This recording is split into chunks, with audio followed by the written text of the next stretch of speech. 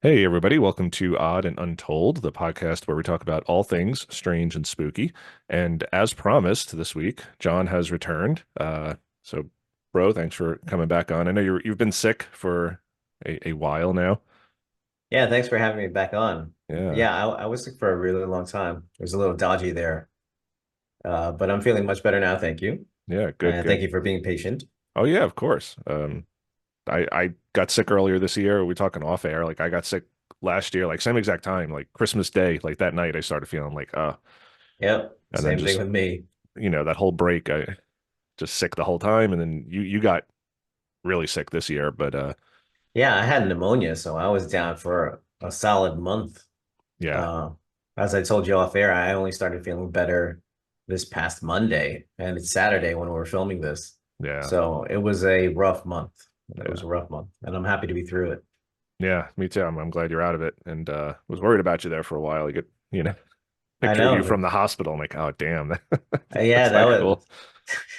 No one ever wants to get that selfie.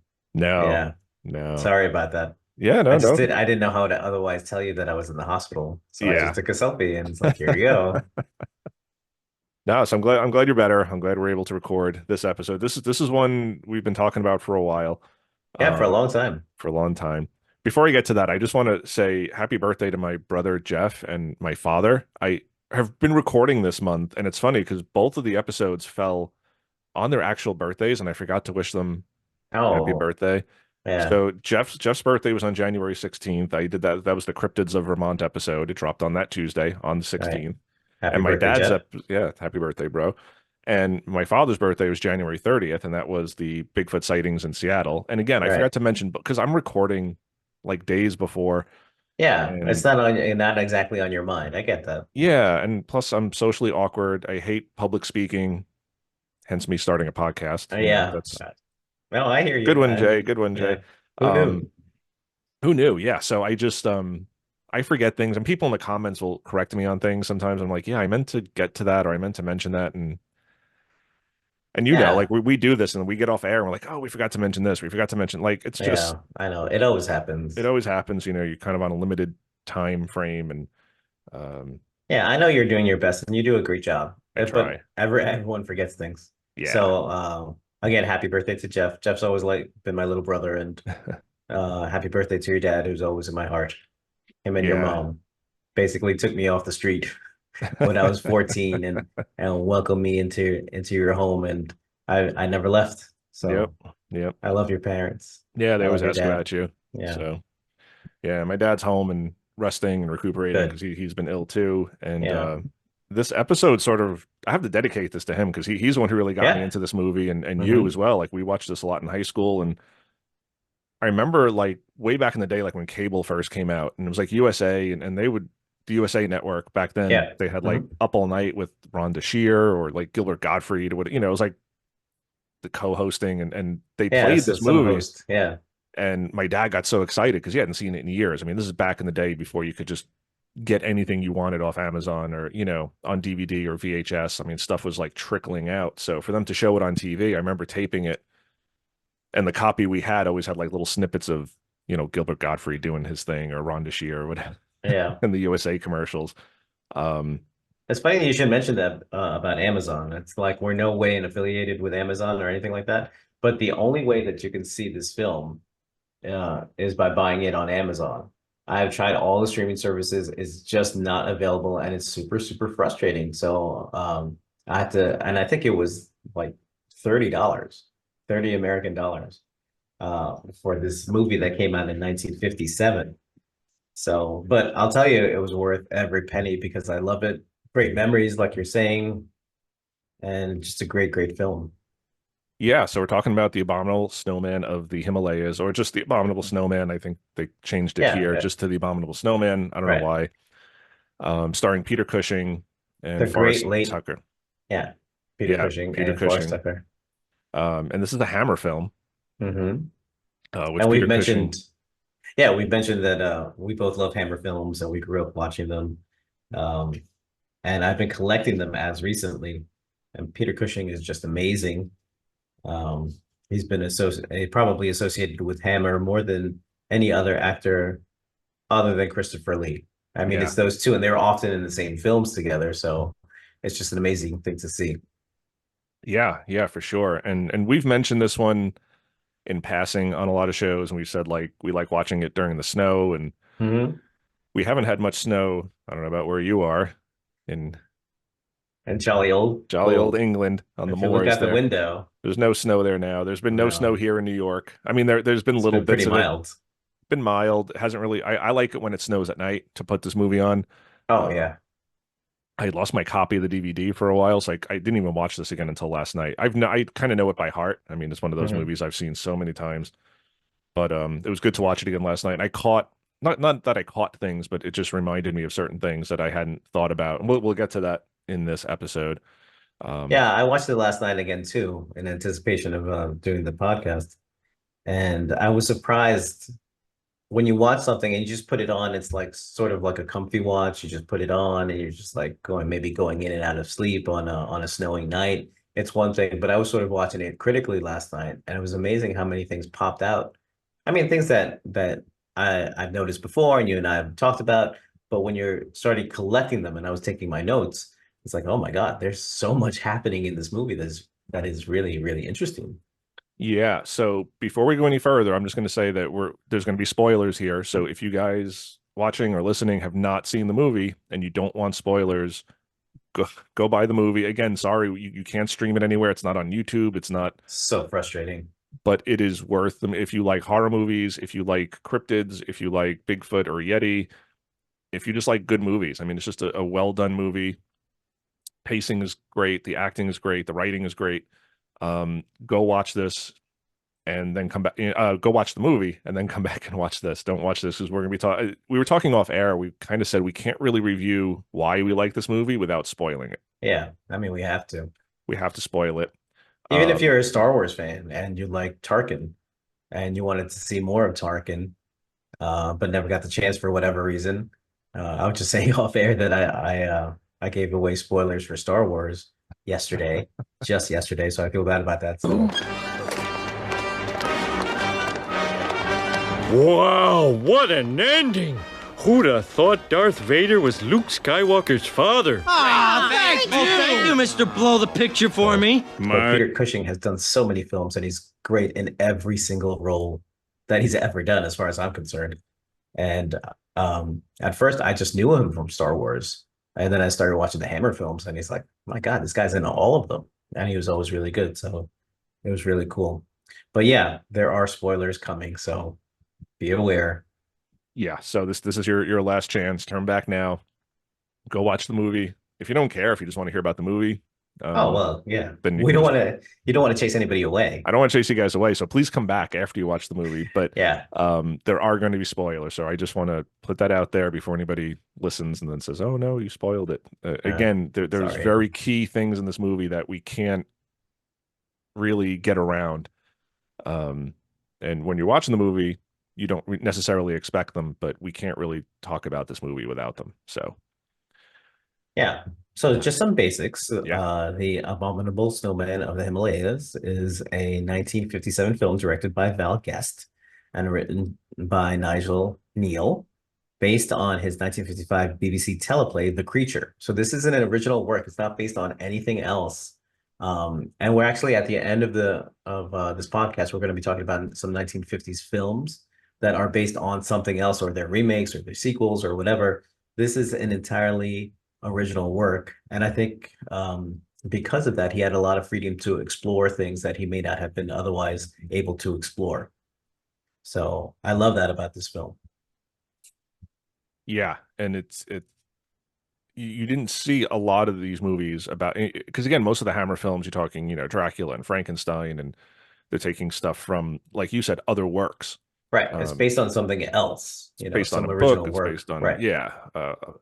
Whereas this was a play called The Creature, which also starred Peter Cushing. Peter Right. Cushing. He was in the theatrical production.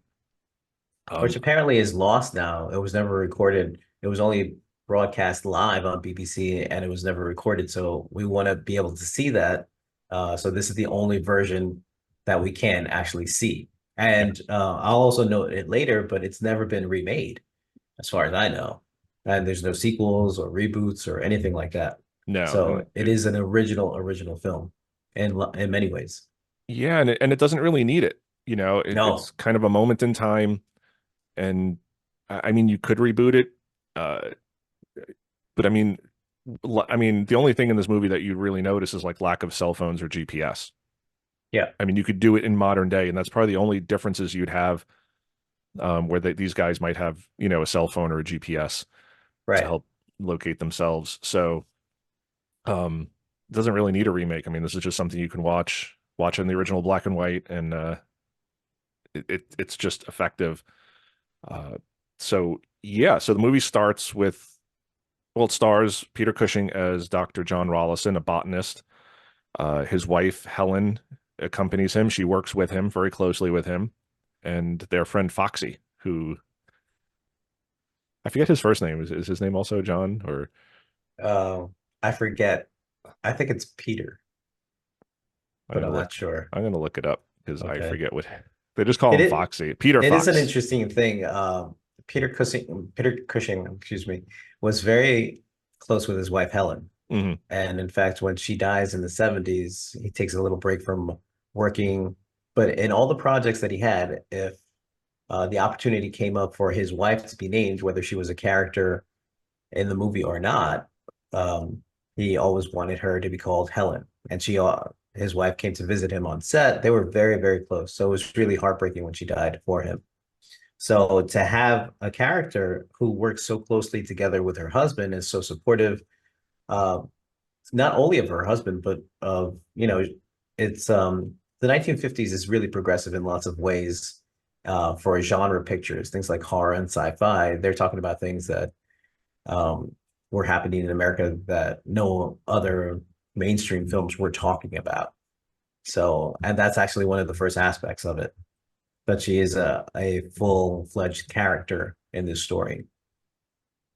Yeah, and I like that she's not just window dressing, a background character. If anything, Foxy is the background Yeah, character. He's just kind of there to kind of move the plot along here and yeah. there when Make it a necessary. little bit lighter because he's a little bit of a lighter character Yeah. in a very Oh, serious story. yeah, his voice would crack every now and then. Yeah, And terribly cold out there. Um, yeah.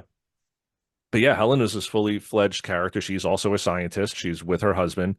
Uh, you know, she's not really in the bulk of the movie just because Peter Cushing is a climber Right. and she is not. You know, they're both botanists. It's just she's not a climber.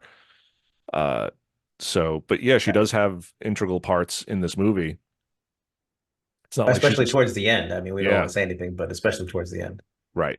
Uh, so yeah, so Helen Foxy and Dr. John Rollison are at the, I'm probably going to mispronounce this. It's a monastery, the Rongbuk Monastery in the Himalayas. Yeah, there's many And things that we may mispronounce right now, so we do yeah, apologize ahead of time. yeah. And uh, the movie just starts with him talking to the llama, and the llama confronts him because there's a group of American explorers coming through later that night, and the llama knows this for reasons. Uh, and this He is seems to know things, which is interesting. It makes yeah, him sort of a mysterious character. yeah, a lot of that sort of Eastern spiritualism and mysticism. Um, All right, without making it a caricature, though, I thought yeah, it's done very subtly, um, and tastefully. he basically just has contacts who are informing him of things. Right, You and he know, he sort of plays it up. he plays it up, yeah. Um, which I think is funny. Uh, Yeah. he's a cool character because he does play it up, and there's a lot of subterfuge here from both the llama and Tom Friend, who we'll get to in a Oh, second. oh, But a there's a lot of lot. this, yeah, there's a lot of just what's real, what's not real, who knows Mhm. what. So the llama kind of confronts Dr. Rollison and says, why are these men coming here? What are they searching for? Are you going with them? And Rollison admits that he is. And Tom Friend, this group of Americans, very small group, it's Tom Friend who's the leader, his right-hand man, Ed Shelley, and they're bringing along another person who I believe is British. He seems to have like a more British accent, but not fully.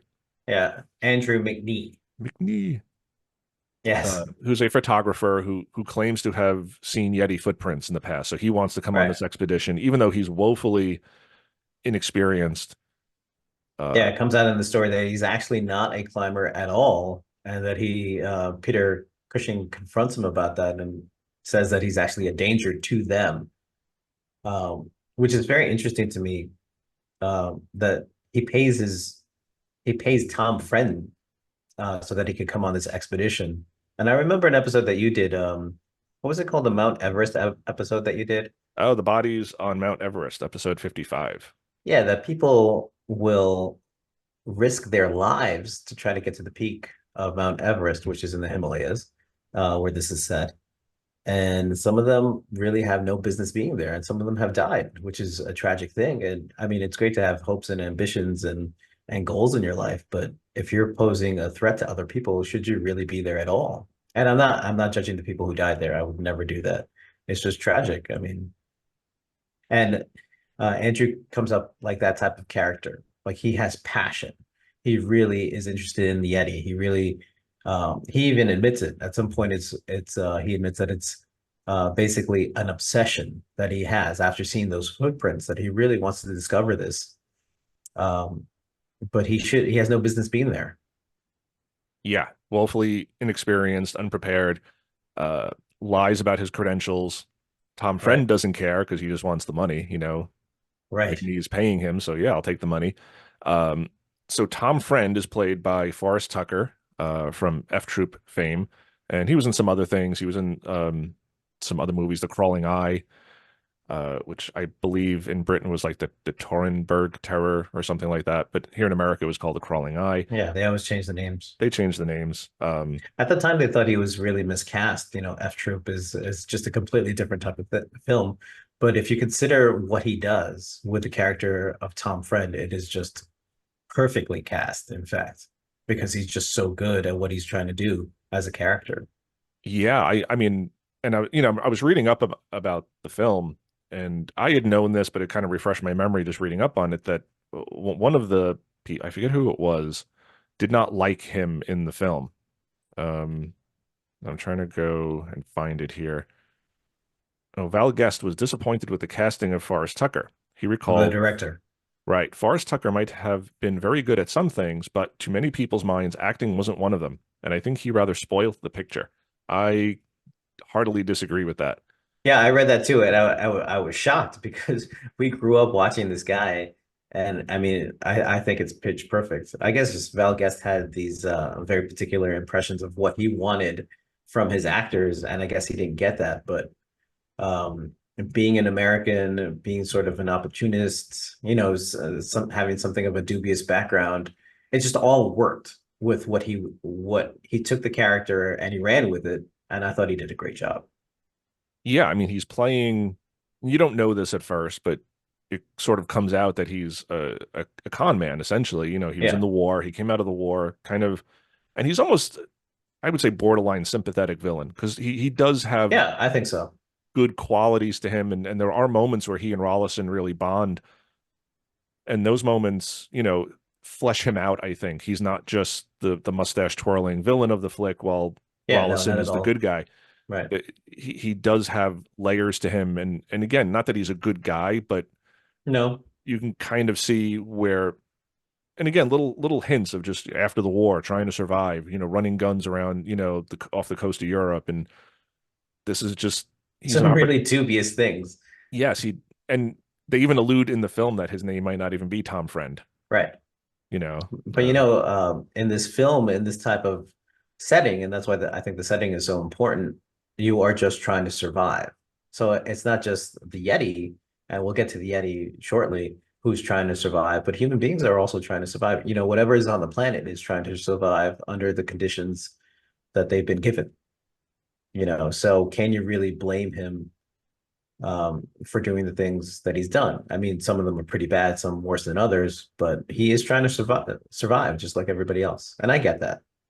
Yeah, and he's done Um, everything from like circus tricks, and carny sort of things to, yeah, running guns, and Yeah, right. And there was So lots of things alluded to by Ed Shelley, who has been with Tom Friend for a while, it seems, also and a dubious character also a himself. dubious character, but an expert trapper and Yeah. also an American. And these two guys just they're in it for the money. They're there to hunt the Yeti, capture the Yeti, and bring a Yeti back home and make money off of it.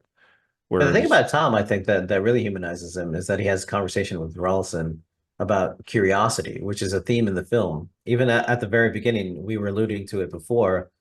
The llama asked Rawlson, what is this for? And Rawlson answers, the pursuit of knowledge. And then the llama retorts, human knowledge? Is that reason enough? And so there's this recurrent theme where curiosity and knowledge, um, Tom says that he wants to bring it back so that people can benefit from it in some way. And I think on some level that's true. I don't think that's true for Ed, but I think it's true for him. So as you say, he's not the mustache twirling villain. He's a lot more complicated than that. yes, very. Again, not a good guy, but I do think underneath it all there are some decent motivations for him where he's not Yeah. totally a bad guy. And there is also this running theme because this was 1957. We're kind of entering, World War II is over, and we've kind of entered the atomic age. So there's a lot of, again, little subtle references to the end of humanity and how Mhm. self-destructive we are. Yep. Uh, and Rollison and the llama have this conversation, and Rollison and Friend have this conversation of, who's going to inherit the earth here, like when Yes. we sort of destroy ourselves. So there's this really subtle undercurrent of nuclear fear, of just like, Yeah. what have we done? Uh, Obviously. Obviously, because we've entered the atomic age. So Yeah. very, it's a very layered movie. Right. There's a lot going on. I mean, the dialogue is very snappy. And I wouldn't say that it's overt. It's just who will inherit the earth, who will be next. Mhm. And they never talk about the Cold War, but those are the conditions that they're living under right now. So Right. it's right beneath the surface, very subtle, but it's something that you have to take into consideration. Survival, always survival. Who's going to survive? How are they going to do it? Right. And Rollison seems to just want to pursue this creature for knowledge. And Mhm. he's sort of taken aback later on to find out that uh, Friend and Shelley have traps and they have guns and they have nets. And Yeah, he's very upset by that. so a hunting party, is that what this is? So it's, So yeah. good. And what do you think we're going to do? Just look at it through binoculars? They have this really cool exchange. Great, Um, great dialogue. yeah, because Friend is being shady about who he is, about what his motivations are. Yeah, he was not upfront about it. So I Right. mean, you do have to take that into consideration when you're judging him as a character. Yeah, definitely. Um, and just to sidetrack for a moment, they mentioned the Shipton expedition, Yes. which is really where we found the first footprints. I'm going to see if I can pull up, share my screen here, and just show. So this is the footprint Whoa. that Shipton took on his expedition, and very wisely put a pickaxe next to it just for scale. For scale. You can see a very large toe here, Hmm. a bigger sort of middle toe, and then it looks almost like three smaller toes here. So a very weird footprint. And so wide set. It's so wide. Uh, some people have said it's a bear. Some people have said it's other things with melting and refreezing. This to me does not Right. look like a print that has melted and refrozen. I mean, it's very sharp. I So mean, it looks, sorry, you have talked about that before when you found a footprint out there. I forget where you were exactly, but it was Ross Pond in the Adirondacks. Yeah. oh yeah, there you go. So what happens with freezing and melting and any number of different things can alter the shape of it. And that is a great photo if you're watching on YouTube. Yeah.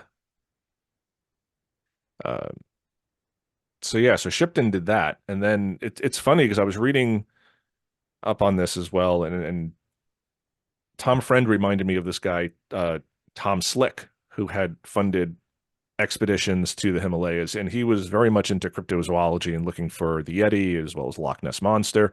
Mhm. And he was an oilman from Texas, so he had funded a lot of these expeditions, and it really wasn't known at the time that he was doing this, but there was a lot of parallels. Um, both of them are Tom Friend, Tom Right. Slick. Slick is just kind of like, it's like Matt Moneymaker from the Bigfoot Research Organization. It's an unfortunate last name, like when you're trying to like convince people that these creatures exist and your last name is like Moneymaker or Slick.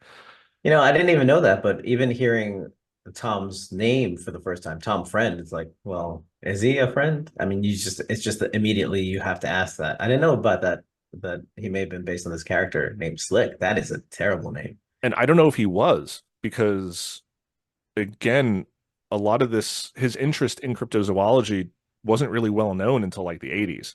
Mhm. And I believe he was already dead at that point. But there's another interesting parallel in the film. So first you have the names, both of them are Tom, and they both kind of have these last names. Slick, he was an oilman, oil Yeah, slick, oil, let me sell you some oil. Um, right. and then you have Tom Friend, and it's just like a very innocuous name. Hi, my name is Tom, which is a very sort of, innocuous name, and friend, I'm your friend. And he's not, he's this con man. But Tom Slick, during his search for the Yeti, and I'm going to read this off of Wikipedia. Um, Slick was a friend of many celebrities, including Howard Hughes and fellow flyer Jimmy Stewart from It's a Wonderful Life. Stewart, for example, assisted in a slick-backed expedition in smuggling a piece of the Pangboche Yeti hand back to England for scientific analysis. So Jimmy Stewart, or Zuzu's paddles, he goes to the Himalayas with Tom Slick and smuggles a relic, which Hmm. we can talk about, Yeah, we have to talk about that. out of the Pangboche monastery in the Himalayas to get it tested, because they had this relic that uh, the monks there said was a Yeti hand, Hmm. and Tom Slick and Jimmy Stewart smuggle this out of the country. Well, there you go. And again, this was not really known until the 80s. This wasn't really confirmed and known until the 80s. But in this film, Tom Friend has a relic. A relic. Yeah. It's allegedly a Yeti tooth that was stolen by a German explorer on their last, who had stayed at the monastery. And the interesting thing, and this is, I didn't catch this many times. Again, it's one of those things where I was paying much more attention last night. Hmm. But they had mentioned that Tom Friend had passed through the monastery before Yeah. and had not really paid his respects to the Lama. Right. But the Lama knew him. So yeah, he's been here, a few times before. He passed through, some months ago. And then Right. Tom Friend comes back with this relic that he had gotten tested, just like Tom Slick and Jimmy Stewart wanted this Yeti hand tested. Uh, and then the monk, of course, says it's a carved tooth. It's supposed to Right. represent this god that they worship. And of course, it's fake.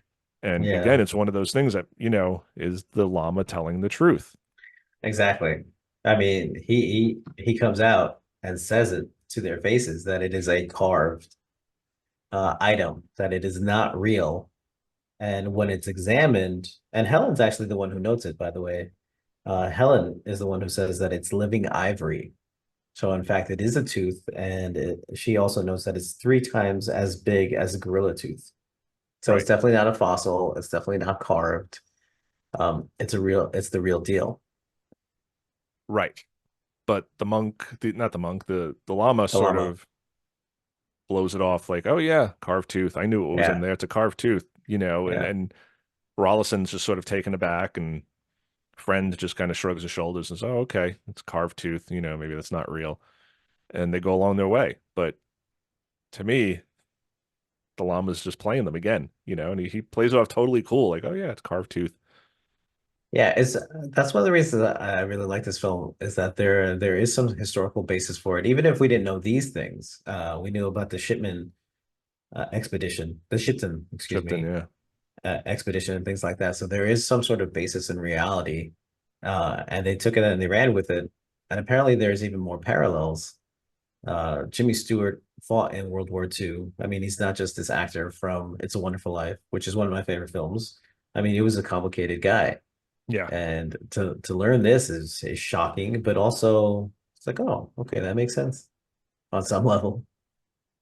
Yeah, and again, I think it just goes back to Tom Friend's character where there's this um very sort of selfish and childish yearning for knowledge from the West, to Yeah, sort of go into the East and just be like, yeah, we can just steal this. Like this is their sacred relic, but we're just going to steal it and send it to a lab and have it tested and without their permission and cut it up and then maybe bring it back to them someday. Uh, yeah, that's one of the uglier aspects of the film. Characters like that who refer to the inhabitants in their own land as primitives. They say that the food stinks, that everything is filthy. But when they say these things, it's not like the people are shown in a bad light. It's they are being shown, the people who are saying this, the Americans who are saying this are being shown in a bad light because of just general ignorance and intolerance. right, which is very interesting for the 50s. It's something Yeah, you'd kind of expect now. Um, but yeah, exactly. they mention the ignorant natives and watch out, Right. these people will eat you, Will or eat you. they I got mean, it's shocking. right, watch our stuff. They got to look agreed about them. Like they're Yeah. just constantly worried that the Sherpas are going to steal from them or eat them, that they're ignorant, that they're stupid, and um, there's one point where they're doing like a ceremonial dance, Mhm. and Tom Friend is like looking out the window at them down in the courtyard, and he's like, you sure that don't mean trouble, Doc? And Rollison has to be like, no, no, these they're Buddhists. They don't believe in war. Like Right, they're not gearing exactly. up for anything. This is just They're pacifists and they're vegetarians, and they are really, really misunderstood by these Westerners. And I'm not trying to come down on anybody uh, from the West, but they aren't the best examples of people from the West. I mean, Ralston is a stand-up guy, and Helen's also a stand-up person, so it's not all right, of the characters. And so, right. I mean, you'll find a mixed bag wherever you go. Hmm. But yeah, I think it just it adds more depth and it adds more because there's many examples of this in history where the West is saying no, there's no such thing as a hairy man-like Mhm. creature that lives in the Congo. Mountain gorilla. What are you talking about? Right, There's no such thing as a bear that is both black and white.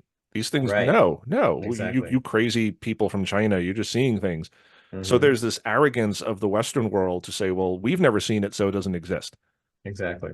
And this is like a very subtle way that this film kind of points that out, that you have the Americans sort of representing the West and just thinking they know everything. And then you have the native population who actually knows.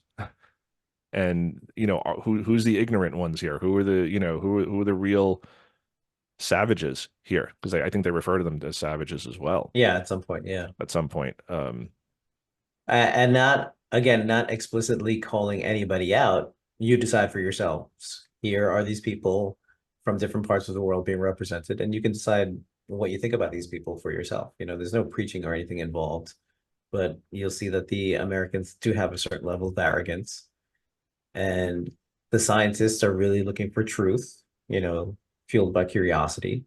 And there's also a spiritual and native aspect to all of this. They're referred to as powerful beings, local gods, you know, so something that has to be respected, you know. Right, right. So the four men, Rollison, Friend, Shelley, and McNee, they head Yeah, out with their Sherpa Kusang. They take only one guide. They say, you know, they're not bringing, and then Helen wants them to bring more. She's, only going with one guide. Like, are you guys crazy? Or one, person to help them. And Friend says, well, every other expedition has been like an invading army. You got, right. 60 guys behind you carrying equipment. And so they've already gone ahead and placed equipment at camps along the way. So they're going up to find this thing. It's just the five of them. And they make very good points. They have a conversation just after that point. And yeah, if they come in as an invading army, any animal is going to get out of the way.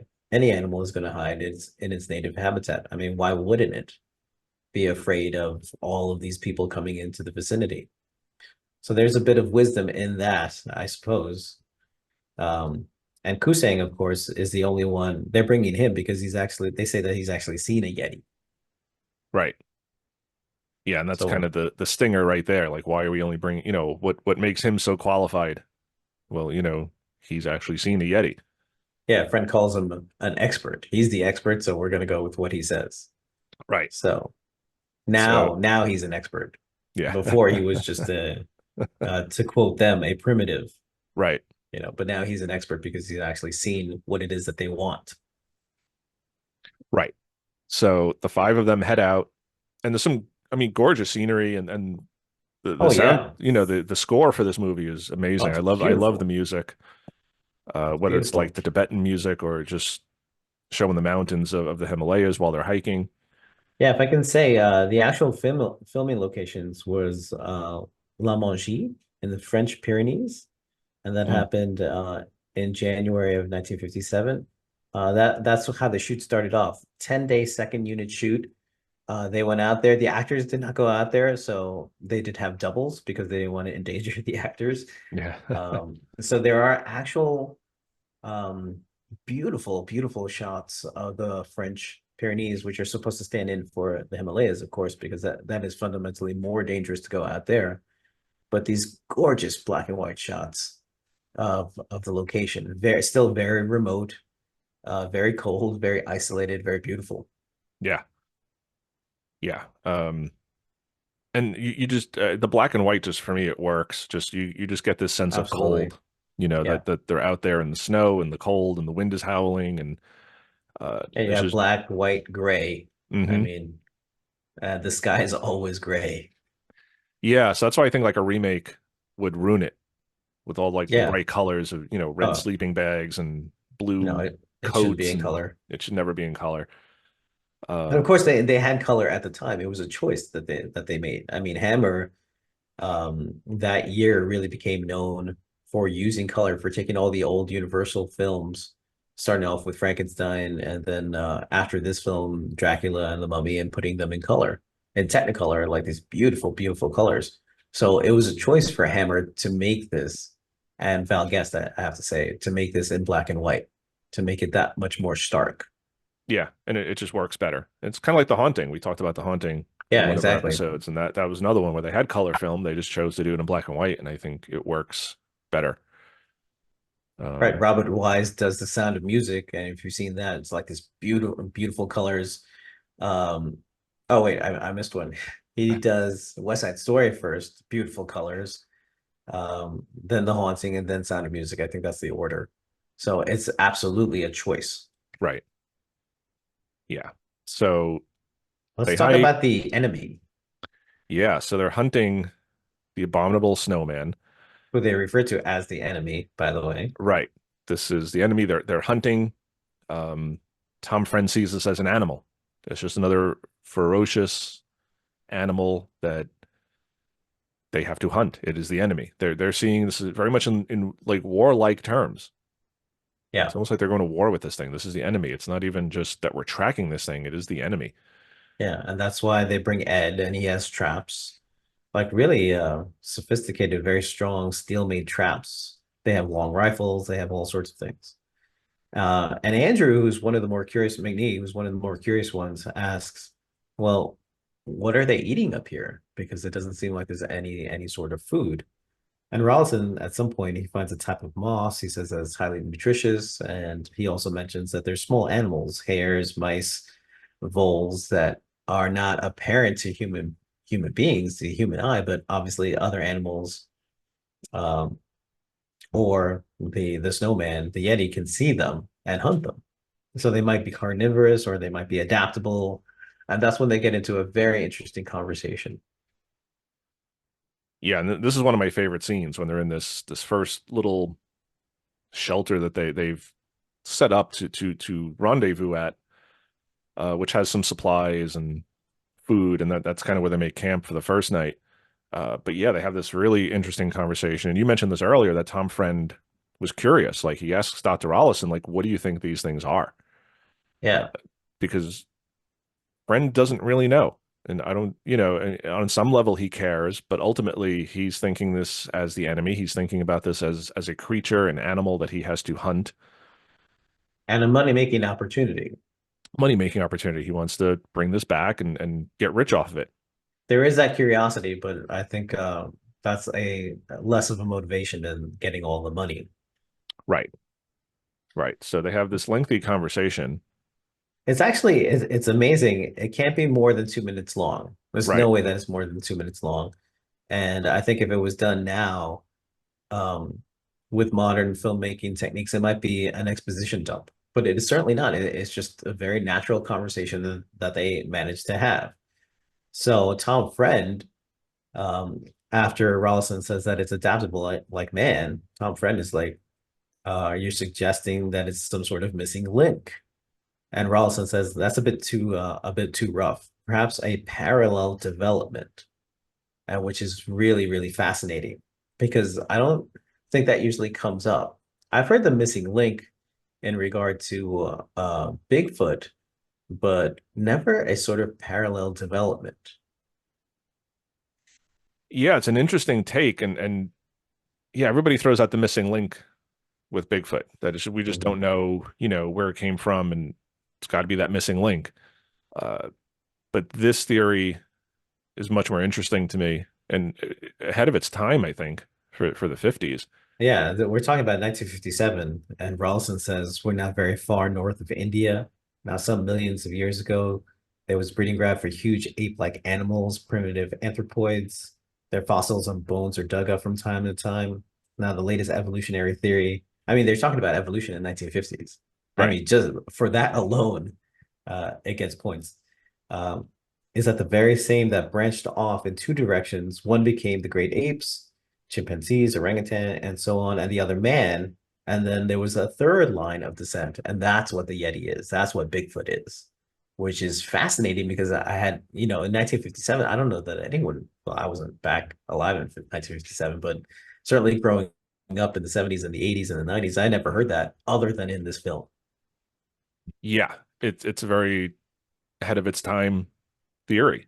'Cause even to this day, a lot of people will believe that Bigfoot is Gigantopithecus, which is what Rollison's referring to here. These giant apes, and their fossils are dug up from time to time, and they have found teeth. They have found, I think, like little pieces of jawbone. They've never found a complete skeleton. It's Yeah. really hasn't been more than like teeth.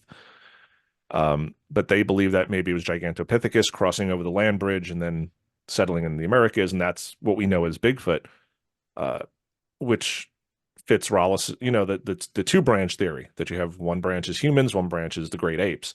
Uh, but this third branch, that's entirely different. That's sort of saying it maybe not even Gigantopithecus, maybe just a completely separate species of primate or man. Uh, And and that's and really not that's not so far of a stretch because of course I don't know anyone who's disputing the existence of Neanderthal, for right, instance, you know. So we right. can't have other branches of primate or humanoid or anthropoid, whatever you want to call it.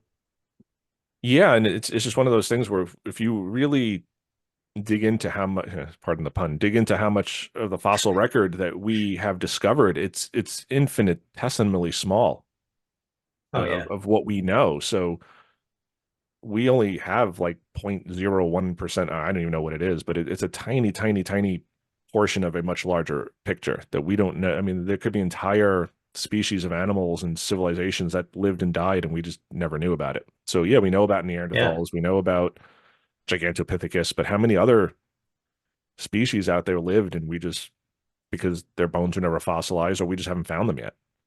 Yeah, that's one of the reasons that I brought up your Everest episode. We have human beings going up to Everest, they die and they're left there. So, and that's where they were looking for the Yeti. If there's a creature large enough, strong enough, resilient enough to make a life out there, you're never gonna find them because they won't even bring back the bodies of human beings who have died up there Right. because it's too dangerous. So how are you going to find these creatures? How are you going to find their remains. It's just not going to happen. So that doesn't mean that they're not out there. Yeah, yeah, and yeah, we'll get into that because there's some weirdness that goes on as these guys continue their journey. But Mhm. I do love that conversation. And yeah, there's a nice Great moment conversation. where they're about to go to sleep and they get into a fight, and then Friend goes outside to have a smoke and invites Rollison with him, and they just kind of talk. And it's a nice moment between these two guys who are kind of at odds and approaching this very differently and are just very different personalities. And but it shows like this little bonding moment where they kind of understand each other a little bit better. Maybe not Yeah, agree with each other, but they kind of understand each other. And it does humanize Tom Friend a little bit, that yeah, he's a complex, even though he's not a good guy, he's not just a black and white villain, right. one dimensional. He's got his layers to him. So um yeah, so then they continue on. Um McNee shows, was that before or after? I forget, but McNee, like, there's a part where he like slips, and I think it was before they got to the cabin, but he slips and kind of shows where he's not really a good climber. Yeah, that's when he has the conversation with Rollison, who is a good climber, but previously got into an accident, and because of that, because of the close call, said that he wouldn't. He swore to his wife that he wouldn't do it again. So that's why one of the reasons that she was so surprised. But that just lends credence to his character being very cautious and really understanding that these climbing expeditions are very, very dangerous. And McNee, who's a nice enough guy, just doesn't respect that. And he slips, he falls. It's not the only time. We have to keep these spoilers at bay, but it's what it is. Yeah. So they move on, and Tom Friend and Shelley, they go on ahead because Rollison wanted to check for some plants, and Right, that's when he McNeese, finds the moss. right, and McNeese stays with him. So they kind of split up, and when they get to the camp, the second camp that Shelley and Friend have set up, they have a claim that they have captured a Yeti. Right, And yeah, and Shelley is like, yeah, we found these small footprints and we followed them. And Rollison's like, right. small footprints. And Uh, Kusang, he says, yes, that's the Yeti. right, He verified, and of course he's the expert. So Tom Friend runs with it. It's like Kusang is the expert. He says that's the Yeti. That's the Yeti. That's what I'm bringing back. And as soon as Rollison sees it, he's like, "That's not the Yeti. That's a langur, a Himalayan monkey." And he says, "You'll find him in half of the zoos in the world." right, So it's not. It's kind of an atypical monkey. If you ask someone to imagine a monkey, I don't know that they would immediately think of a langur, but it's clearly not a Yeti, and Rollison knew it. right. It's small, it's screeching, it's jumping around, it's clearly a monkey. But Kusang says that's the Yeti, and That's Friend it. believes him, so they keep it in the cage. And Rollison's telling him, let it go, let it go. It's just a monkey. Um, Yeah, previously they were talking about simply from the footprints, a foot 13 inches long and very wide indeed, at the stride of a 6 foot man, yet his legs would be more massive and very short in proportion to his height. And they settle around 6, 7 or 8 feet until they see some other um, footprints. And then they decide, oh, well, these are 15, 16 inches long. The footprint, he must be 10 feet, 11 feet. And they settle on 10 feet 5 inches as as the actual height of the creature that was not the monkey. right. Um, so McNee gets injured, and Rollison is tending to him. They're all in the tent, and they hear something. They hear some, and it's just interesting to me too because they go back in the cabin. McNee hears howling at one point. He says he hears like a sort of cry Yeah, when they were arguing, when Friend and Rollison are arguing, and you hear this cry much more in late as we get later yeah. into the film, and Later in the film. it's terrifying and Oh, disturbing. I Uh, can't but it, even begin. but it's another one of those things that you hear about, like with Bigfoot, like the howls and the cries, and something you didn't really hear too much back then. Um, Right. in the 50s. So it's interesting that you have that aspect of it too, that the howls that they didn't really talk about too much back then. It was more just Bigfoot sightings. You didn't have the howls. Right. Um, And that's actually the first time we actually see something. I forget exactly what the timestamp is, but it must have been um, well an hour into the film, an hour and 10 minutes, and it's only an hour and a half long. Kind of like The Haunting that we mentioned before. In The Haunting, the Robert Wise version, you don't see anything, and you don't really see anything. You hear things. It's a lot about sound design, but this part always freaked you out when McNee is injured and he's in the tent, and we see the Yeti's hand come underneath the tent and sort of reaching around, finds the guns and things like that, and a very clearly not human hand. right. Yeah. 5 fingers, or four Right, fingers and a thumb, opposable opposable thumb, but thumb. very long and it's hairy and the guns are tiny. I mean, it knocks the rifles over and it's Oh yeah, just, it's like nothing. it's like nothing. These are long rifles, and it's just yeah. like flicking them. Yeah. And McNee is just watching this like in total shock. I mean, he's just like, oh, okay. Okay, Um, what are you gonna do at that point? right. And then uh something has torn the cage apart and the monkey is now free and there's footprints Right. and they send Kusang back to the tent to I forget what they sent him back for, the sled. Did they shoot something at this point? Well, yeah, they shot a Yeti and killed it. The real Yeti. The real one. Right. They actually shot it. And you only see the arm. Again, you Hmm. don't see too much. And they send Kusang back to get the sled so that it's like dead or alive, we're gonna take something back. That's what Tom Friend keeps on thinking. So Kusang goes back into the tent and he sees the hand and he freaks out. Yeah. What Because does he say? I wrote it down somewhere. Well, I'm sorry, go ahead. you did write it down. He says, I see, I see what man must not see. I see Yeah, true Yeti. You made me see. And again, he speaks in broken English, so but he's just terrified. And now he realizes he's seen the real Yeti. It's not just a little monkey. Now he's seeing this 10 foot right. tall actual Yeti. And he just runs. He runs and runs all the way back to the monastery. That is an amazing shot. That's one of the second unit shots. You just see Yeah. him running down the side of the mountain. And it's like, oh my God. And he doesn't die. And this is a steep mountain. This is not just down a hill. This is like almost like a 90-degree. Like he's Oh, running. It it's is super steep. dangerous. Yeah. And it's dark. And he somehow survives. I don't know how he survives, but he makes it. Right.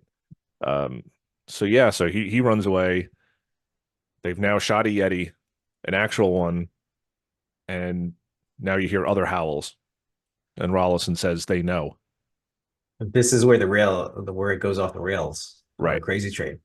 Because to quote Ozzy Osbourne or Bob Daisley, who wrote that song. Sorry, Sharon Osbourne. Um, Shut up. um, Helen is the one who actually mentions at the beginning of the film the really sort of I don't know if I could call it spiritual or the telepathic abilities of these creatures that are just theories, of course, but she's also the first one I've never heard it talked about until recently. Uh, watching your show, uh, I've heard you talk about it, and I've heard Scott talk about it. So you're the expert. Fill us in.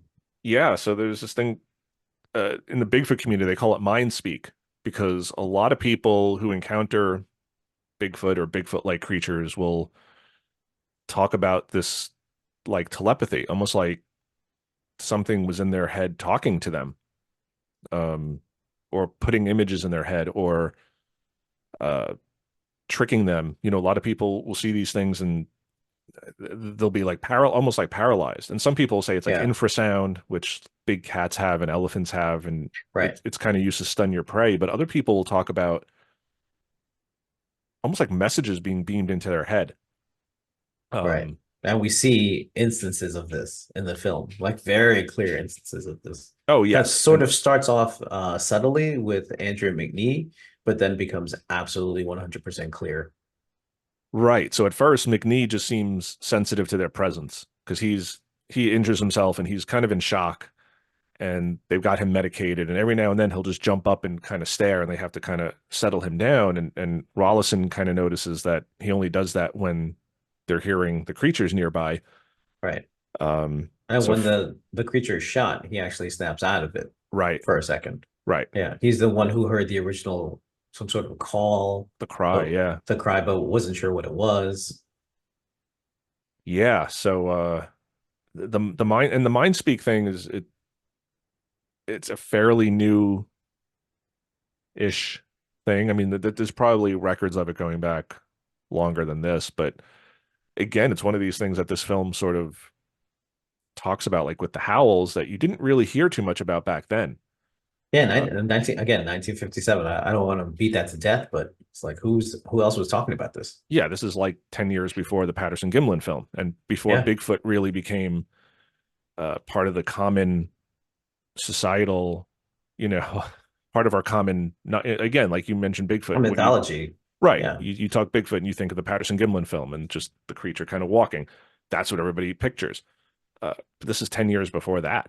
So, um, just, really interesting that they tap into this sort of telepathic mind speak. Uh, because yeah, that these they have. They're all sort of connected. They can all communicate, not just with each other, but also with the humans. And right, when they realize that Ed and Tom are threats specifically, they defend themselves as most creatures would defend themselves. right. Because there's a scene where Rollison and friend are trying to get the dead Bigfoot, the dead Yeti, sorry, different creature, onto the sled, and they hear gunshots and they rush back to Ed, and he's like, two of them just came running at me. I had to shoot at them.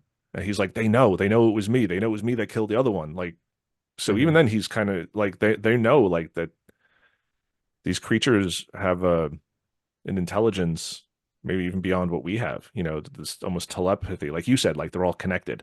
They knew when the one Right. was shot. They know who shot the dead one. They're not just animals. And right, their howls are it's mourning, it's grief. Right. And it makes it all the more haunting. That sound. I can't get that sound out of my head. It's great sound design. It's Oh, it's phenomenal because it's just amazing. um you hear it, and yeah, like you said, it's mournful, Mhm. it's angry, it but it's So not many it's emotions are so many conveyed in it. emotions. It's very human. It's not Yeah. animalistic. So um yeah, so these guys have to make their final stand. Tom Friend still wants to capture one alive because he's not happy with the dead one. So they set up a trap using poor Ed, as bait. As bait. And he agrees to it. He says, "Yeah, that's what I'm here for." He's the trapper. He mentions that him and a grizzly went at it for a month one time, that they were playing cat and mouse. That this grizzly was trying to kill him, and so he's like, "Yeah, I'll deal with it." So they put him in the cave with the net above, trying to capture one Yeah, of these stealing it Yeti above. creatures, Right. and does not go well For Ed. for Ed. The Yeti doesn't kill him. No. I think Uh, that's a really important thing to say. We did say that there would be spoilers. The Yeti do not kill Ed. That's not something that happens to him. And Dr. Rollison concludes that he died of shock. He had a heart attack, but he's untouched by that. yeah. So now we're just down to two To because two. Kusang has run back. Now Helen has seen Kusang come back to the monastery. Yeah. Nobody else has seen Kusang. They kind of rush him inside. It's early in the morning, but Helen sees him, and now she's, really worried. So she gets Foxy and a bunch of other Sherpas and guides, and You're right. She takes all of them. So takes originally what she thought her husband should do as the right thing, it turns out to be the right thing as she goes up the mountain. right. So she takes 6 or 7, maybe 8 guides. Yeah, a whole So her bunch. her and Peter Fox, they go up to try to find her husband, because now here's Kusang running back in and falling to his knees, and the llama says, "No, no, Kusang didn't return. You must be mistaken, Mrs. Rollison." So again, he's playing this game. And you Uh, trust this guy. yeah. Um, And then yeah, the final showdown, and again, you mentioned earlier the haunting. This movie always also reminds me of like Jaws, where Oh yeah. there because everybody credits Jaws for that. Like, oh, you don't see anything until the end. Steven Spielberg is a genius, and it's well, this movie kind of does that as Well, well. yeah, he and George Lucas, they grew up watching Hammer films, so Right, right, and not to uh, take away from the oh genius no, of Jaws or of course Spielberg not. or Of no, course but not. it's not the first time, and this film is a perfect example of just little hints and little things that you see, like you said, like the sound design, the howls, the footsteps, the just the arm and the fingers at first, and even when you do finally see anything, uh, again, not to spoil it too much, but it's a really cool reveal, I think, what you see. Yeah, Rallison talks about it. He says the face. He said there's nothing ape-like about it. There's nothing human either, but I felt it had a sadness, and there's probably only a surface resemblance at wisdom. Those are Rollison's words about what he actually sees. And that's a little bit before the end, by the way. So Yeah, he this is when they're wants, looking at the dead one, but yeah, we don't see it at that point. He's just no. describing it at that point. We don't see what these creatures are until the end. And even then And it's then it's a only in shadows. it's only in shadows and it's a brief glimpse, but it's effective. Yes, Very effective. they're very effective. Um, so yeah, I mean, overall, this movie is just very interesting to me because for a 1957 horror movie from Hammer, it's very philosophical. It tackles so many different issues Very, of yeah, very spiritual, very very, progressive in many ways. yeah, just the atomic age and who's going to inherit the earth and, evolution. And are Oh these yeah, animals? Are these other people? Are they just different people who are going to inherit the earth? That they say at one point, like they're just kind of waiting. They're just waiting us out. They're just yeah, hanging out up in the mountains, waiting their turn. waiting for their And turn. At once we die out, then they inherit the earth. right, and friend kind of scoffs at that, like what? Yeah, like it's Waiting, impossible. waiting to replace us after we've just had a world war, a second world war, A second one, and we're living in and the atomic age. right, we're dropping It's like bombs left that and would never right. happen. It's like Right, what? right. Okay, hopefully not, of course, but let's be realistic for a second. It's Yeah. entirely possible. So should we wrap up the movie? Because now it's just down to Tom Friend and Rollison. Well, it is a difficult movie to get your hands on, kind of like the Yeti itself. I think they did that on purpose. So I don't know. What else do you want to say about the end? uh, the end is very fitting. It's sad, but it's very smart. Hmm. Um, and I mean I just love this movie. I can't say enough good things about this movie. I just think it's Oh, pitch I love perfect. this I movie. I think It the is. dialogue is snappy. There's not like a wasted moment in this movie. No. And some of the things happen maybe a little too conveniently. But that's how movies like this have to go. You can't show them exploring the Himalayas for 6 months. No one's gonna sit and watch a No. movie like that. So things do happen a little conveniently. But even at the end, conveniently, and then who turns out to be the hero? That turns out to be a very progressive thing. So I don't know. I don't want to say too much about it. Yeah, but it's I agree it's with you. I love the movie. yeah, and it's funny because at the time, and I don't want to get into a whole discussion of progressivism and current politics and uh you know it wasn't even something that took me by surprise at the time that she was a scientist and that she was not that she's necessarily the hero of the film, but uh, just the Right. progressivism of the film. It's not something that really you paid attention to. It just was what it was, and you Hmm. accepted it. Um, That's because we were already growing up in a different time, yeah, I yeah, think, in part. yeah. No, I agree. Um, but just the fact that this is a really scary movie, disturbing at points, uh, but also just very sad and introspective and just about the human condition. I mean, it just plays on Hmm. so many different levels. Like if you just want to be Yeah. scared, you could put this on and just be scared. Oh, yeah.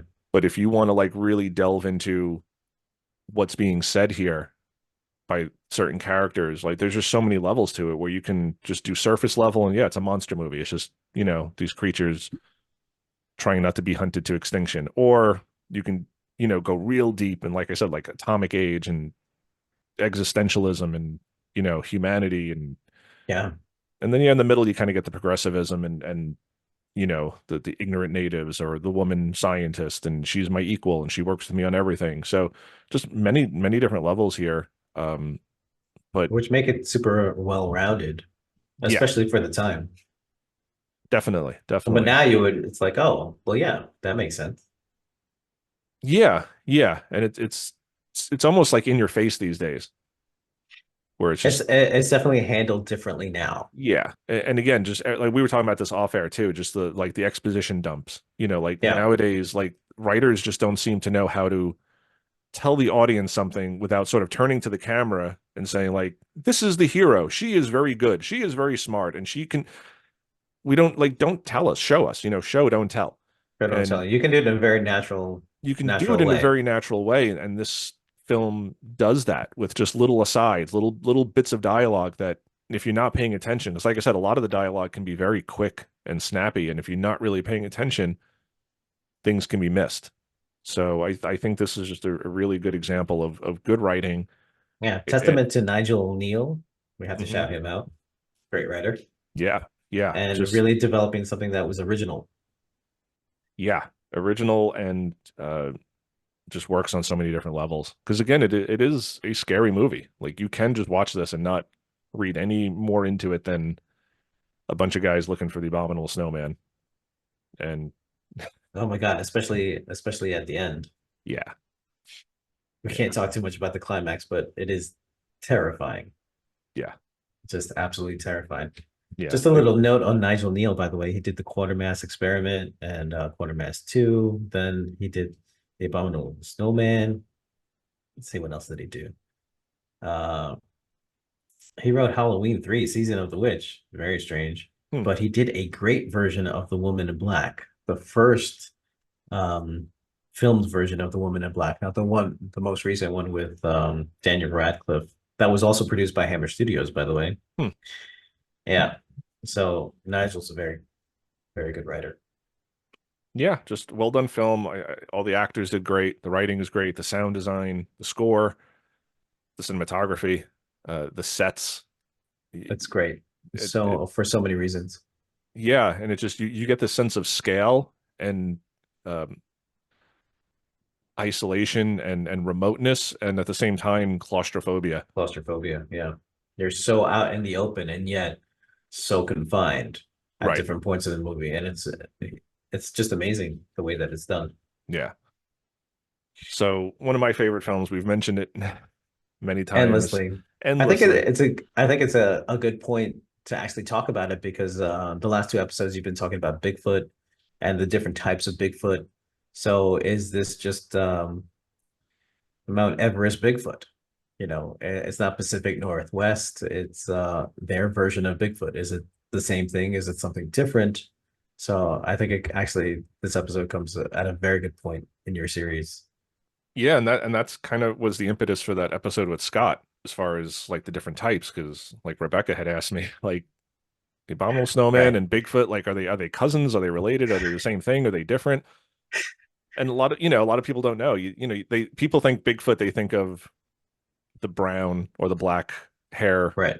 and they think of abominable snowman, they think of Like the Carrie white. and the Hendersons, that Right, type of thing. right. Yeah. And Bigfoot, they think of all white, the Bumble from Rudolph the Red-Nosed Reindeer, just a big Exactly. hairy Right. white thing. And a lot of the Yeti reports are not white. They're also dark Yeah. hair. Hmm. Um, and typically they're not as big. Typically the Yeti are smaller. And again, there's always variations in in these reports and uh Well, you but can say that of human beings. If any of you know us, if you see Jay and I standing next to each other, you will see a certain height difference. right. So I would be the small Yeti and you would be the tall Bigfoot, I guess. Right, right. But yeah, there's all sorts of different, the footprints look different. They say, they're wider. Uh, the toes are arranged differently. So there's all sorts of variations. So I don't know, I mean, as Scott and I were saying, maybe they're just different subspecies. Maybe it's simply a cultural phenomenon. Maybe it's just you know a weird psychological thing where human beings tend to see things that don't exist, and when they see them, they're thinking of hairy men, hairy humanoids, not necessarily men, but hairy humanoids, and whatever region you're from, they're going to look different if you're down in the American South or in the Pacific Northwest or you're in the Himalayas. I don't know. Uh, but it's interesting that you have these legends. It's interesting that you have people finding these footprints and seeing things out there Yeah, all over the world, all over the world. different And climates. yeah, Australia has them. Yeah. Uh, Russia, China, Siberia, uh, everywhere. There's very few places on Earth that don't have these types of hairy humanoid creatures. So yeah, so I don't know if the Yeti lives. I don't know if the Yeti is related to Bigfoot. I don't know if it's just part of the same psychological. Uh, I can't think of the word, but just Mass hysteria. I don't know. yeah, not necessarily hysteria, but just I was just thinking Ghostbusters, yeah, dogs and cats living together, Bigfoot and Yeti living together, mass hysteria. No offense to I don't want to hear what was it? John, help me, like in the film. oh yeah, Oh my God. help me, Tom. Yeah, No. Well, that's gonna freaky. haunt me for the rest of my life. Yeah, those are the mind speak, Yeah. and yeah, I don't know if I No. want to experience that, but very, very cool and just even progressive in that the mind speak, the howling, these are things that Hmm. they didn't really talk about much in the 50s as far as Yeti or Bigfoot. These things were talked about, but not broadly. And again, I don't think the howls or the mind, I mean, maybe the howls more so than the mind speak. The mind speak seems to me a very more modern Oh yeah. phenomenon with Bigfoot sightings. So I don't know, but very ahead of its time to incorporate that into these Yeti creatures. And again, I think it was just them trying to show that they were something very different, that they had different intelligence than we did. Like maybe they didn't have civilization, but they were just smart in different ways.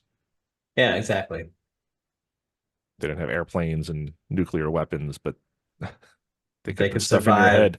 yeah, and survive on Mount Everest. I mean, I think that's enough. Yeah, So that is a remarkable creature, yeah, or definitely. a remarkable film. Yeah. Um, so yeah, if you guys like the Yeti, you like cryptids, you like just good horror movies, pick up the DVD. You have Oh it on yeah. Blu-ray, right? Because I have it on DVD. Yeah, I have it on Blu-ray. I forget. It's Scream Factory, of course. So they specialize in physical media and bringing back all of these old movies that have been out of print for a long, long time. And it looks beautiful. So you can really see the beauty of the French Pyrenees, the way the second unit captured it. Yeah, see, mine's on DVD. I don't think it's from Shout Factory. I think it's someone else. Like it has some weird, terrible 80s Yeah. animated logo at the beginning. I can't even tell you the Oh name of the no. company. Yeah, it's terrible. I mean, it looks okay as far as a DVD transfer. Yeah. The The actual copyrights of film, these things pass from company to company sometimes. Especially after Hammer went out of business, who got it for how long, what right? did they put out? But this is about as official as you can get. The American version was 85 minutes, and the one released by Scream Factory, the one that I have, is the English 91-minute version, the full version, Oh, interesting. and it's definitely worth it. It's definitely worth having. If even if you're not into physical media, but you want to see it, that's the only way that you can. So I would say pick it up. Yeah, I couldn't find it streaming anywhere because, like I said, I misplaced my copy, and I was like, oh, maybe I can find it streaming somewhere, even if I gotta pay, to rent it on Amazon. But Yeah, nowhere has it. YouTube doesn't even have like a bootleg copy. I've been wanting to watch it because we talked about doing this show last week, but I still wasn't feeling well, so I didn't even want to get up to go get the Blu-ray. So I'm like checking all my streaming services. Is like, oh my God, I didn't care if I was gonna have to pay for it again. I just didn't want to get up, Yeah. and I couldn't find it anywhere. It's like, okay, well now I have to get up Yep. and get it. But I love physical media, so it's not like I'm knocking it. Yeah. Yeah. So yeah, So I just gotta a, pick. Go Oh, ahead. go ahead. I Oh, was just gonna say I have to pick it up on Blu-ray. oh yeah, it's worth it. Yeah. It's absolutely worth it. So just a couple of things. I wanted to round it out with 1950s sci-fi horror rankings for Hammer Studios because Peter Cushing is such a legend. Now he actually filmed this film first, but the first film that came out for him was The Curse of Frankenstein.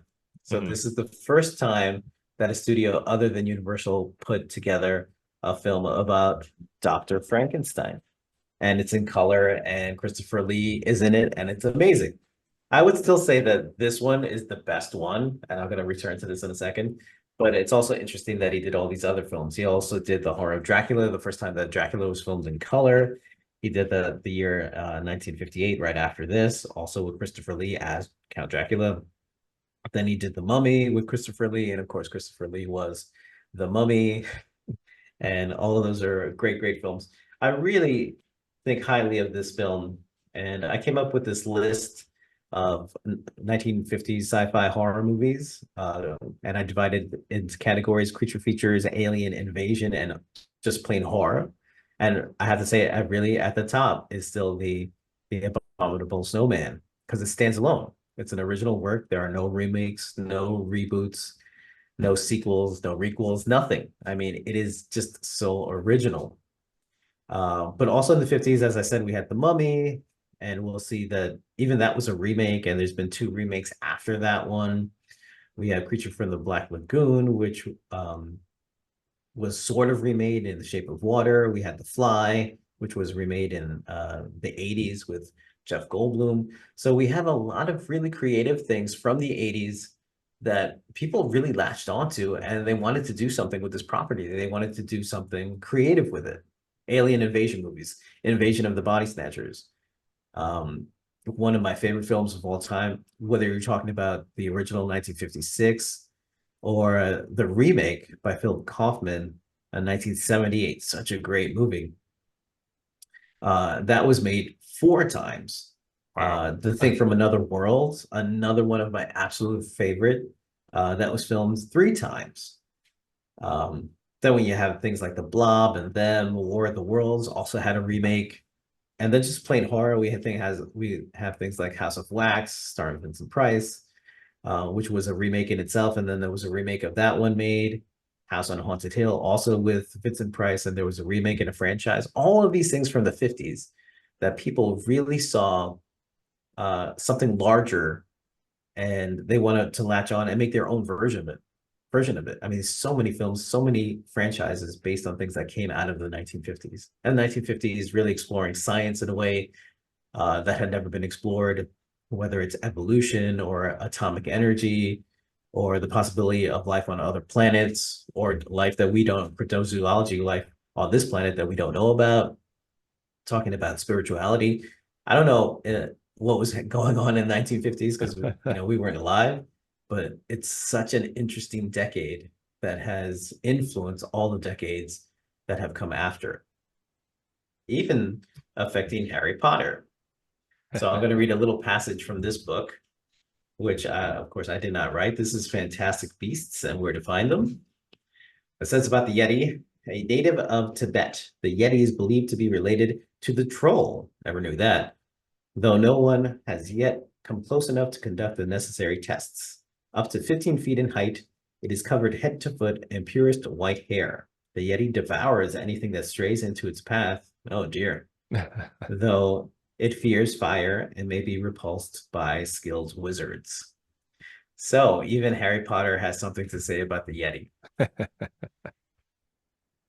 Yeah, perhaps a little incorrect, but I don't Yeah, know if they get up to 15 feet. I don't know if they. Well, it's always funny to me when people say like, "Oh, these things will just eat you." They're just bloodthirsty, and it's like, well, then how are there so many sightings where people return to talk about them? right.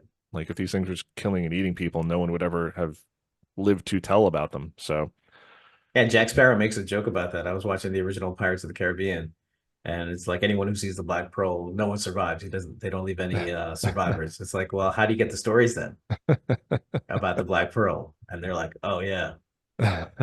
So plenty of sightings. We don't know what it is. We're not saying that this is true. No, not at all. But people are definitely seeing something, whether it's in the Himalayas, whether it's in the Pacific Northwest. People are definitely seeing something. You definitely have experienced things, and so have I. We don't know what it is, but we're definitely experiencing something that is odd and now told. Yeah. And that's always been my thing with Bigfoot too. It's like, well, even if you take away that it's if you say, look, it's not real. There's no such thing. You still have a mystery here. It's why is like every culture on Right. Earth seeing these things, and it's not just because it's on the internet. I mean, because then how do you explain sightings in the 50s? How do you explain sightings in the 1800s? How do you explain Native American lore or other indigenous populations elsewhere in the world having these legends? And why is it always like a hairy humanoid? You never hear of, oh, a three-headed dragon. You never hear, people, maybe they were drunk, maybe they were on drugs. Well, no one's going into the woods and saying they saw Godzilla. No one's going into the woods and saying they saw a unicorn. Like Right. it's always this hairy, upright primate. So even if they don't exist, what is it up here, or what is it in culture, or what is it in about us as human beings that sees this specifically, and why? Like, why are we all seeing this hairy humanoid? So, regardless of whether or not you believe they actually exist, it's worth studying as to like why are we seeing these things? Yeah. So that's my 2 cents on that. Yeah. So we uh, ask questions and we leave them for other people to answer. exactly, You can find your own answers. exactly. And I do think it's interesting. I just before we wrap up that this is like one of your favorite films because you're really not a Bigfoot person, You know, and you've told me this. Your interests, whatever interest in the paranormal you may have, which it's usually to stay away from it. yeah. But it's usually more on the ghost or UFO side. Like Bigfoot was just never a huge interest of yours, and Yeah, and more of all those other films that I just mentioned, rather than anything. I mean, it's just really this film. This film stands out and is just amazing to me. yeah, and to me, it's that good. It's just one of my all time favorite. Like regardless of genre, Yeah, I just think it's a great film. I just think it's everything else about it is like I said, the cinematography, the score, the sound design, the creature design, the the acting, the acting, writing, everything. everything. It's just top notch, all across the board. There's really no weaknesses to the film that because I was watching it again critically last night and just like, is there anything about this I really don't like? Are there any slow moments? There really aren't. Nope. It's snappy, it goes quick, and it's a great movie. So Yeah, if you guys have not seen it, go check it out immediately. Yeah, immediately. It's really good. Snatch it up. It's on Amazon. That's the only place you can find it. that's the only place I've seen it. Wow. That's where I got it. Yeah. I might pick one up today because the DVD is fine, but I was watching those intro, like you can tell like who's distributing it. I Yeah. forget which company it was. Like I said, it was just like a really 80s sort of animated design, and it was just a little cringy. The film itself looked fine. There's no. Do you have any extras on the Blu-ray? Oh yeah, there's a ton of extras. There's a ton of extras. And remember, you should check. Your version might be 85 minutes, and this is 91 minutes. So there's a commentary with filmmaker, film historian Ted Newsom, new In Search of Yeti, an interview with the author historian Jonathan Rigby, audio commentary by the director, by the writer, trailers, commentary by filmmaker Joe Dante. This Wow. was a big influence on Joe's career. And if you don't know, he started off, he did Piranha, which I just watched recently, which was great. I like But that the big movie. film that he's known for is Gremlins, of course. Hmm. So I mean, there's a bunch of extras on this. I mean, it's really worth picking up. Yeah, she mine has a trailer, and I think there's There's like the trailer, yeah. yeah, I think there's like a promotional thing for like another Peter Cushing movie. That's it. That's it. Yeah, no, Yeah, this has a lot more. there's no extras really that are worth it. Um, Several full commentaries. yeah, so So, I definitely have to pick that up. All right, all brother. Well, right. thank you. This has been awesome. We finally got to do this, one of our favorite movies. Yeah, I'm really happy we got to talk about it. Thank you for having me Yeah, me again. too. And it's so great. Just anybody listening or watching, go watch it because it's just. And if you end up hating it, it's only 90 minutes of your life. And there's far worse films out there that you could waste time and money on. Yeah, I mean, I mean, if nothing else, it's really, really well made. It might not be your cup of tea, and that's absolutely fine. It's one of our favorite films, and we wanted to share that with people just in Yeah, case you didn't know about it. Now you do, now because you it's do. not on any streaming service. So Yeah, and I don't hear a lot of people talking about it. no, It's not and that's a like, shame because yeah, I mean, it's everybody mentions fantastic. like Legend of Boggy Creek. Everybody knows Legend of Yeah. Boggy Creek if you're into Hmm. Bigfoot or cryptozoology or horror movies, but Right. this one doesn't really get a lot of chatter about it. So yeah, if we And can it really introduce should. this, it really should. It's really Yeah. up there. So, Yeah. all right, brother. Well, thank you again. I'm glad you're feeling Thank better. you. Oh, me too. Yeah, yeah. We have to hang soon now that Yeah. you're healthy again. Now that I'm healthy again. Yeah. Yeah. All right, brother. So thank you, and this was awesome. And we will be in touch soon. All right. Take care. Thank All right, you. take care. Bye. Bye. All right, I want to thank my buddy John for coming on the show again. We've been talking about this movie for a long time on other podcasts, off air. Um, just love this flick, The Abominable Snowman. I just ordered the Blu-ray on Amazon myself because I have the old DVD by like Anchor Bay, and the Blu-ray is done by Shout Factory. They do amazing stuff, so I want to get all the extra features and all that good stuff. So check out this movie if you guys are into Bigfoot, if you're into horror movies, or if you're into The Abominable Snowman, if you're into anything like that. Just a good movie. It's 91 minutes. Wonderful acting, wonderful sound design. The score, the music is great. Just I can't say enough good things about this movie. Just one of my favorites. And again, you can watch it on different levels, simply as a horror movie, or if you want to dig real deep to the social commentary, that's all in there as well. And John and I were talking off air. So rest in peace, Carl Weathers. We were just talking about like Predator and the Rocky movies, and sad that we've lost him. He was just a great actor and apparently a really good guy, family man, and loved him on Arrested Development, and he was in just a bunch of stuff and just always very cool. So The Mandalorian, season 3, not so great, but the first 2 seasons, he was always good in The Mandalorian. So yeah, check out this DVD. I'll put the link to it below so you can order it from Amazon if you want to get it for yourself. Again, like John said, it's not streaming anywhere, which is a shame because it is a great movie. And I know some people don't want physical media, like they just don't even have a DVD player in their house. So that's a shame. But if you do and you want to pick up this movie, check it out. Link will be below in the description. And just until next time, everybody, question everything. Question everything. Does Yeti live? Let me know what you think in the comments below. And we will see you next week. Rock and roll.